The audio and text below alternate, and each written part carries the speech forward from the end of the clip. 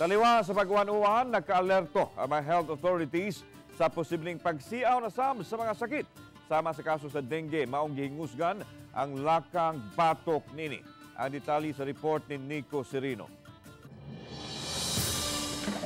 Pagpalig-on og paghingusog sa kampanya kontra dengue, kinanggimando sa Mandaue City Health Department karong panahona, labi na sa mga pag-uwan-uwan nga nasinati.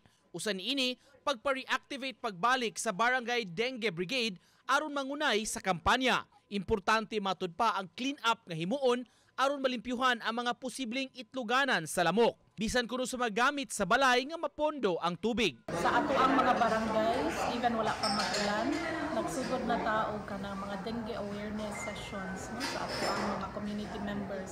Sa Mandaue City, sugod Enero hangtod Hunyo 1, dunay 231 ka mga kaso sa dengue nga natala, usa ang namatay. Halos pareho ra sa mga kaso sa miaging tuig. Matod sa City Health, gikonsidera ang dengue nga year-round na nga sakit. Maong nanawagan sila nga magma-alerto, batok ni ining makamatay nga sakit.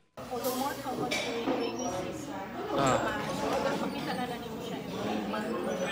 So, even at the start of the year, kung mga cases, palayon yung yapon tao. Nico Sereno, Balitang Bisdak.